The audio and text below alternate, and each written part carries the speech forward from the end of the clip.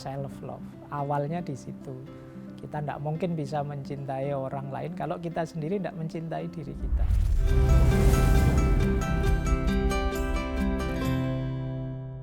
Kembali lagi di Dialog Positif Plus dan masih bersama Mas Faiz. Kita lanjutkan bicara cinta kita, Mas Faiz. Gini, apa sih yang harus dilakukan kalau jatuh cinta? Misalkan tadi tuh ada rasa gitu.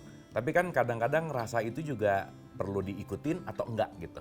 Terus datang lagi, diikutin atau enggak gitu. Nah, kita memutuskan untuk mengikuti atau enggak atau seperti apa, gimana tuh Mas Faiz? Oke, jadi yang pertama, karena cinta itu anugerahnya Allah, datang cinta pada siapapun, pada apapun, ikutilah. Ikutilah ya? Ya, Oke. itu kayak kata-katanya Pujangga itu, Khalil Gibran itu kan, kalau cinta datang memanggilmu, ikutilah. Meskipun mungkin kadang menyakitkan, merepotkan, menyusahkan. Karena betapapun tidak gampang orang itu dianugerahi cinta oleh Allah. Itu harus kita syukuri. Yang pertama itu. Yang kedua, ini menarik, ada tadi teori standing in love. Ada filosof namanya Erich Fromm tadi, bagaimana kita menegakkan cinta. Jadi ada seninya. Justru kata Erich Fromm, yang pertama orang jatuh cinta itu harus belajar tentang yang dicintai. Oke. Jadi istilahnya knowledge. Jadi meskipun ini sebenarnya proses otomatis sih. Kalau kita memang jatuh cinta beneran pada sesuatu atau seseorang, biasanya agak kepo pada yang kita cintai. Kan kalau teman-teman sedang suka atau jatuh cinta dengan seseorang kan mungkin tiap hari lihat Instagramnya, ini agak kepo, ingin tahu tentang yang dicintai. Dan ini manusiawi, kita memang harusnya begitu.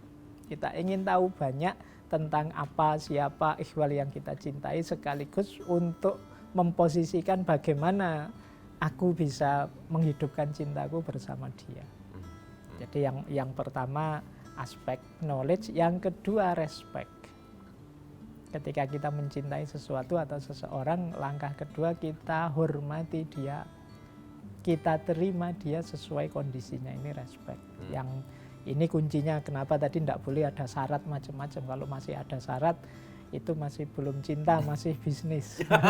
Jadi berarti kalau ada kata-kata cinta penuh pengorbanan, belum berarti ya? Iya, masih belum. Jadi cinta kalau aku cinta kalau begini, kalau begitu, berarti masih belum respect, belum menerima apa adanya. Oke. Tapi respect bukan berarti kemudian diam begitu saja kalau yang dicintai melakukan yang salah, yang bahaya, dan lain sebagainya. Makanya ada unsur ketiga namanya care.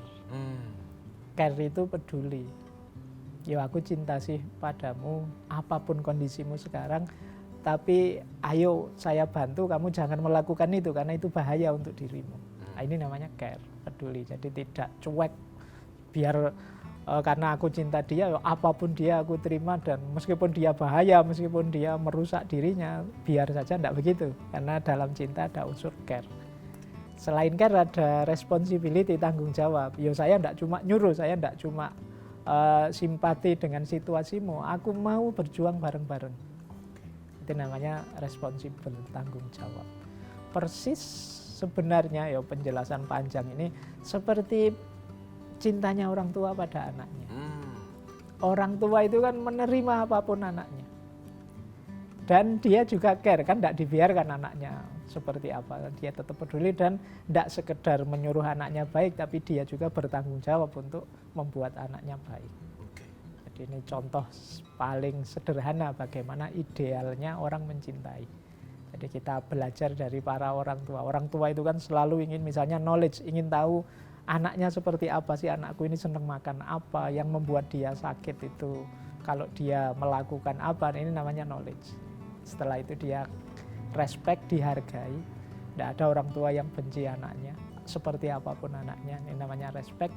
Baru terus care, peduli bagaimana anaknya ini jadi lebih baik dan ikut mewujudkannya, ikut bertanggung jawab.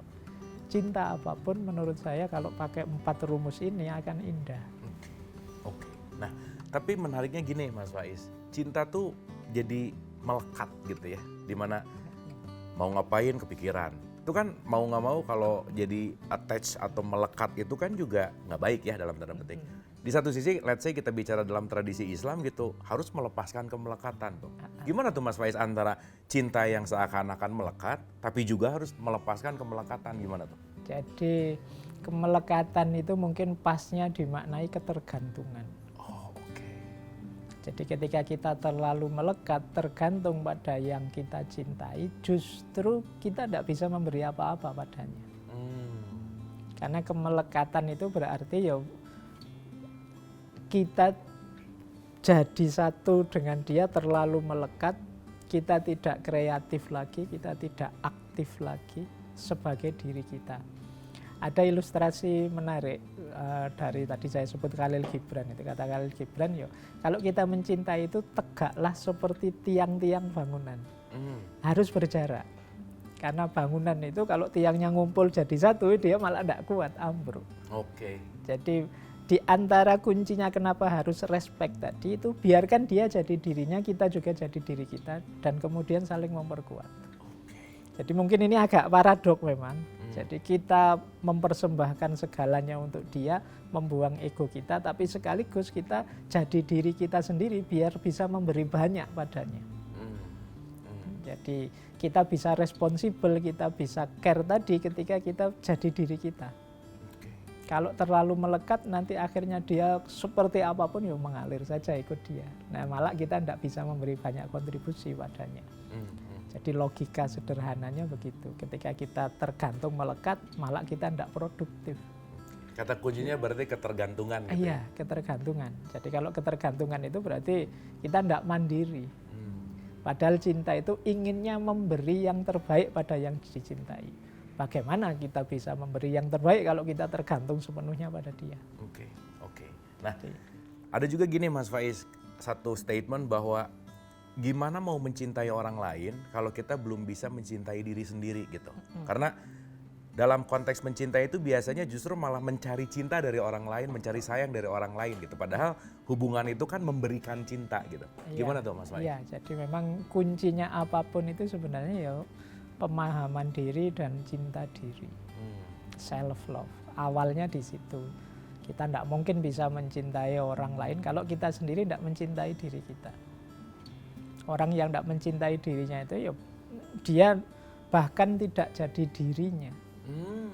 Jadi kalau saya tidak jadi diri saya, bagaimana saya bisa memberi yang terbaik untuk yang saya cintai? Kalau saya bukan apa-apa, bagaimana saya bisa berkontribusi pada yang saya cintai? Justru saya harus tegak, saya harus kuat, saya harus eksis, saya harus luar biasa demi yang saya cintai. Nah, yang ini tidak bisa dilakukan kalau terlalu melekat, terlalu bucin pada yang dicintai. Nah itu bucin ya sekarang, jadi budak. Ya, berarti kalau jadi budak tuh nggak mandiri gitu ya? Ya mungkin istilahnya pas ya, budak itu kan dia tidak eksis jadi dirinya. Oke. Jadi dia tidak ada eksistensinya, karena dia melekat saja pada yang dicintai. Akhirnya ya tidak maksimal, mungkin tidak bisa memberi apa-apa, bahkan mungkin malah merepotkan yang dicintai. Oke. Justru sekarang mungkin kalau ngerasa mencintai dan membuat yang dicintainya tidak menjadi dirinya, posesif lah gitu. Iya. Berarti bukan cinta dong ya? Bukan cinta. Jadi bukan cinta. Jadi justru cinta itu ya ingin memberi yang terbaik untuk, bahkan makanya tadi saya bilang kadang orang mencintai itu justru bisa memutuskan, oh ini dia lebih baik kalau saya jauh misalnya. Dia lebih baik kayak orang tua saja mudanya, anaknya ditaruh di pesantren misalnya, itu kan dijauhkan dari dirinya. Tapi kan itu bukan berarti ingin berpisah dari yang dicintai, tapi agak sakit memang, tapi demi kebaikan yang dicintai. Kalau mengikuti rasa ndak tega, rasa ndak enak dalam diri saya, anak saya itu di rumah saja lebih dekat, tapi kan ndak. Itu yang cara berpikir orang mencintai. Jadi jangan salah juga ya Mas Faiz ya, merasa cinta tapi justru malah memperbudak. Jadi memperbudak, malah menyusahkan, malah yang dicintai jadi ndak berkembang. Oke. Sebenarnya cinta itu perlu dinyatakan nggak sih Mas? Cinta harus dinyatakan. Dinyatakan, tidak selalu dikatakan ya. Oh oke. Bisa dalam perbuatan. Cinta bisa melalui perbuatan atau media apapun, cara apapun untuk menunjukkan cinta. Ini bagian dari standing for love, menghidupkan cinta itu ya menyatakan cinta. Kita melakukan apapun atau mengatakan apapun dalam konteks aku mencintainya. Meskipun kata-katanya tidak harus kata-kata I love you atau kata-kata aku suka kamu. Nggak harus romantis Tidak harus gitu romantis, tidak harus bikin momen makan malam atau bikin momen enggak. Yes, pokoknya perilaku perbuatan kita itu menunjukkan bahwa kita mencintainya. Jadi ini kalau tidak dinyatakan ya berarti tersimpan terus. Kalau tersimpan terus berarti tidak standing love-nya. Oke. Jadi dinyatakan tuh Iya. penting gitu ya. Penting. Kalau tidak ada pernyataannya ya cinta itu misterius. Ketika para sufi, para filosof bilang cinta itu tidak bisa dipelajari, tidak bisa diteorikan, tidak bisa digagas dalam aspek hakikinya dia. Hakikinya cinta. Tapi orang itu kan cinta tidak hanya dipendam dalam dirinya, diekspresikan, dinyatakan lewat kata-kata, lewat perbuatan. Nah, kalau ini bisa dikaji, diteorikan, dibahas, dinilai, dievaluasi bisa. Jadi di aspek ini ya kita baru tahu itu mewujudkan cinta secara positif apa negatif. Nah, ini kita nilai. Sejauh apa cinta dalam batin kita tidak bisa bahas karena tersembunyi memang. Tapi bagaimana manifestasi cinta itu, bagaimana dia mewujudkan cinta itu kita bisa mengukur, kita bisa mengevaluasi, menguji sejauh mana ini memang cinta yang positif atau yang cinta yang merusak, yang bucin dan lain sebagainya. Oke, jadi kuncinya dinyatakan tapi bukan berarti harus dikatakan dengan mungkin, ekspresi apapun gitu ya. Mungkin tidak berani nembak tapi kelihatan dari perilakunya tiap hari. Wah, luar biasa. Terima kasih Mas Faiz. Mungkin final statement nih dari topik cinta ini, apa sih message intinya Mas Faiz? Jadi message intinya itu ketika kita dianugerahi oleh Allah rasa cinta tadi, yang penting adalah kemudian kita tanyakan pada diri kita, apa yang terbaik yang harus saya lakukan terhadap cinta yang hidup yang ada dalam diriku ini. Itu yang tadi kita pakai istilah standing for love. Bagaimana kita harus tegak, bagaimana kita harus kuat, bagaimana kita harus tangguh dalam perjuangan menegakkan cinta. Jadi itu yang nomor 2 ini lebih penting. Kalau falling in love itu anugerahnya Allah yang sebagian besar di luar kuasa kita, tapi standing for love ini ada dalam kuasa kita. Jadi bagaimana kita menghidupkan cinta. Jangan sampai cinta yang harusnya agung, mulia, luar biasa itu turun derajat.